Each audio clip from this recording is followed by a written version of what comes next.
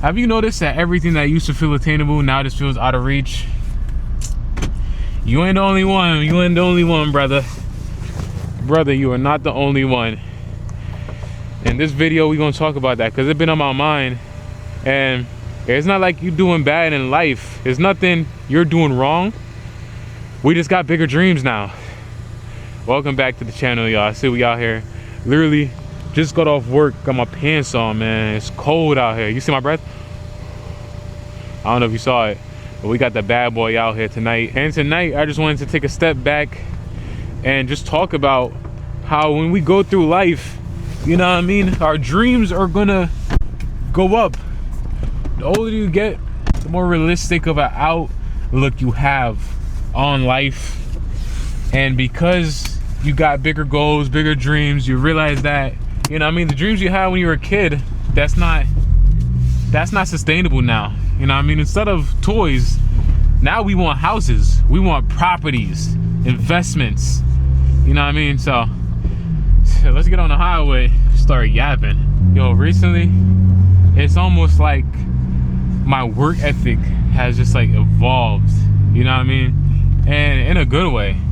Because now I'm realizing that there's things I want in life, and dude, I just have to go get it. And regardless of what it takes, I only have one life. Whoa, I don't know what's going on there. But I think as a kid, you know, obviously you're a kid, so I'm not saying you should have been thinking about buying houses when you were a kid, even though that would have been the best thing to be doing during the housing market crash. You know what I mean? Because now it's rough out here to buy property. But I think as a kid, you know, you don't think about life in a realistic way. You just want to have fun. You just think about today. You don't really think about tomorrow. And that's why childhood is always fun. You think of people that say 2016 was the best year. And I am one of those people. I'm one of those people who had a blast in 2016. And when you think about what I actually did in 2016, y'all, all I did was ride around the park with my cousin. We rode around the park, and then we went to 7-Eleven after, and we got Slurpees, pause, and we got burgers from 7-Eleven, and then we did it the next day. And every day we discovered like new trails and stuff. But it's not like we did something crazy. We didn't travel the world or nothing. We really went back to the same park every time, but because you're a kid, your expectations are so low and you've experienced so little, to where it's like, yo, everything just feels so new and fun. You know what I mean? But the older you get, the more you realize and the more things you experience, and you realize, yo, instead of going to the park every summer, I want to travel the world. And then it's gonna get to a point where you travel the world. And what is the next big thing? That's life, right? Life is always chasing the next rush, the next big thing. And nothing is wrong with that. I think you need to find a perfect balance between, you know, chasing a rush and also appreciating what you already have. Because if you spend your whole life just constantly chasing, then you never really get to stop and appreciate what you've achieved during that journey. You know what I mean? But then at the same time, if you're too complacent, then I guess you'll never really experience what I'm talking about when it comes to everything just feels so out of reach. Because that's just growing up. And how do we go about dealing with this? I really don't know, y'all. And I think somebody said once that the smartest people are the ones who like don't know everything, because you're smart enough to know that you don't have the answers. I know a lot of older people watch your channel.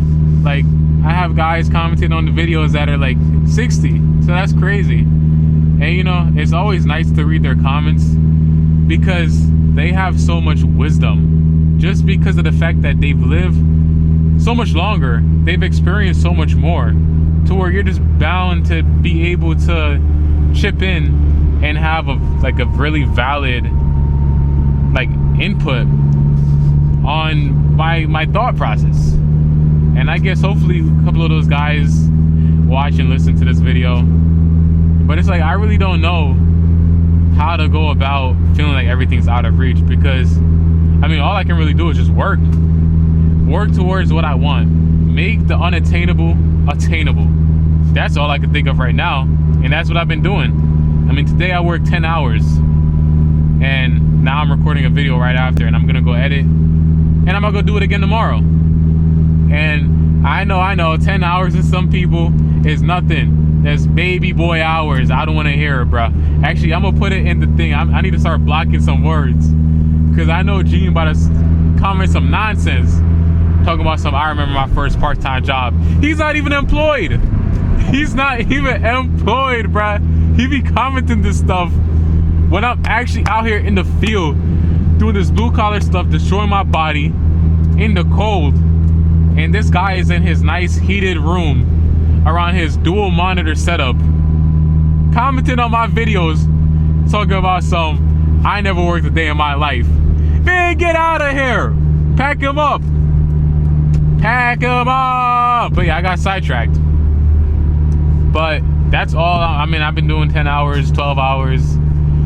There's only so much you can do, man. I could be doing 16 hours, but I feel like there's a point where it's like I'm just living at work, and I do not like that at all. I don't like the fact that I'm gonna be at work most of the time. I think I wanna, you know, I mean, I wanna work the hours, but I also wanna have some time for myself to do what I wanna do, which is record these videos and post it. And if I don't do that, I might just go crazy. I might actually lose it in the head, because I don't know, guys. I just can't go without posting. There's also a lot of external factors of why things feel out of reach. Growing up, you want to chase the American dream, and I forgot what the American dream was. I think it was a house with a picket fence around it, and like 2 dogs and a wife and a kid. Correct me if I'm wrong, but I think that's it. That was the American dream. And you grow up and you hear about this thing and get a good job and get a house, and it's like this criteria that you got to check off, that you're ingrained in as a kid. And the older I get, the more I realize that life doesn't have to be inside of this bubble of following this path that everybody else follows. Me, instead of doing that traditional stuff, I prioritize travel. I've been to a lot of different countries, day trips to Europe. That's my life. That's what I look forward to. That's my flex. That's what I'm proud of. You ask me what is the thing I'm proud of the most? Traveling and having a car I love, and doing cool things like going to the track. And I mean, I should be focusing on those things. I feel like I should be, and I am to an extent. But I'm also doing all these cool things at a young age that I just want to do, that a lot of people in my family haven't even been to Europe, much less doing day trips to Europe. And I guess that's why I prioritize doing these things the most, because somebody got to break the chain, man. Somebody got to do these things. Not everything has to be something we see on TV. I got to live this life for everybody who wasn't able to. And the goal is to get to a point where I can share my experiences of doing all these crazy travelings and stuff with, you know, more people that I know that aren't able to. How many people do you know in real life that are doing these things? Not that many. I know people that be going drifting and stuff, but I mean, other than that, like other than my boy that be going drifting, I don't know anybody else that be going to the track other than Gene. And it's like these simple things are so, these insignificant things are so significant. It just depends on how you look at it. I'm the first person, damn near the first person in my bloodline probably, to go to a racetrack and drive, and it's just an open track day. But you know, you got to think about these things. Not everybody has done it, and just because it feels insignificant to you, that's because you're doing it. I already went to the track multiple times, so obviously the next time I go, it's gonna be like nothing compared to somebody who's not doing these things. There's people out there that just want to get a car, and I was once at that point. So you see what I mean? Like, there was a point in time where all I wanted was just a car, just A to B. And now, instead of wanting to go to the track, I'm thinking of all these crazy things to do to my car to make going to the track more fun. To where it's like everything that you do, it keeps pushing the bar higher and higher and higher. And I personally think that's why things feel unattainable, because the bar just keeps getting pushed. You know what I mean? I should go to Walmart. What the hell is going on here? I don't understand when people do that. Literally nobody was behind me, but then he gonna zoom up in the right lane knowing he gotta get off just to have to cut that car off. Like, I don't know. Sometimes I just give them the benefit of the doubt. I'm like, maybe they're just stupid.